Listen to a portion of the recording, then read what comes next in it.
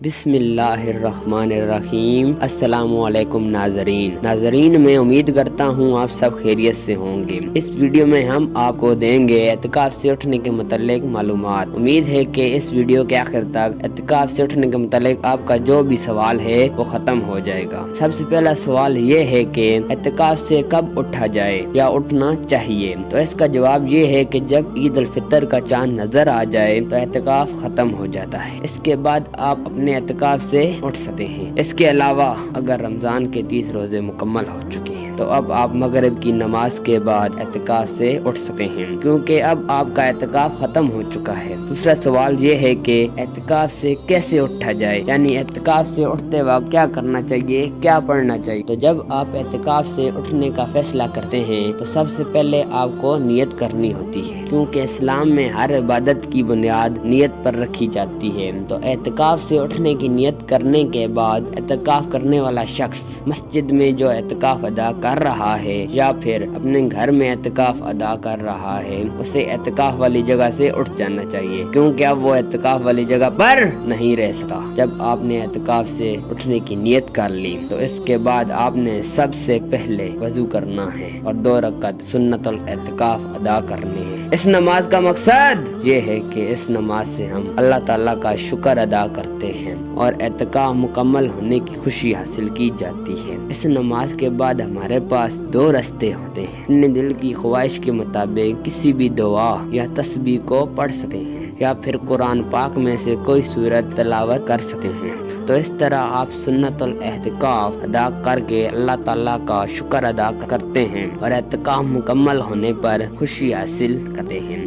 تو اب سنت الاعتکاف ادا کرنے کے بعد آپ اپنے گھر جا سکتے ہیں، اور اگر آپ گھر میں ہی اعتکاف ادا کر رہے تھے تو اپنے اعتکاف والی جگہ سے نکل سکتے ہیں اور اپنے گھر والوں سے، دوستوں اور رشتہ داروں سے مل سکتے ہیں، اور اس دن غریبوں اور مستحقین کی مدد کرنا بھی اچھی بات ہوتی ہے۔ اس کے علاوہ چاند رات کو بہت زیادہ فضیلت حاصل ہے۔ اس رات کو لیلۃ الجائزہ بھی کہتے ہیں۔ اس کے بارے میں کہا جاتا ہے کہ اس رات عبادت کرنے والے شخص پر جنت واجب ہو جاتی ہے۔ تو اس لیے بہت لوگ اعتکاف سے اٹھنے کا جو وقت بتاتے ہیں تو وہ لوگ یہ بتاتے ہیں کہ آپ چاند رات میں بھی قیام کریں اور صبح فجر کے بعد اٹھو، یعنی کہ فجر کی نماز ادا کرنے کے بعد اپنا اعتکاف ختم کرو۔ اس کی بنیادی وجہ یہی ہے کہ لیلۃ الجائزہ یعنی کہ چاند رات کی بہت زیادہ فضیلت ہے۔ تو اس رات کا قیام کر کے انسان اپنے اوپر جنت واجب کرا لے، یہ مقصد ہوتا ہے۔ لیکن میں آپ لوگوں کو یہ سجیسٹ کرنا چاہتا ہوں کہ جب چاند نظر آ جائے تو تب آپ اپنا اعتکاف ختم کر دیں،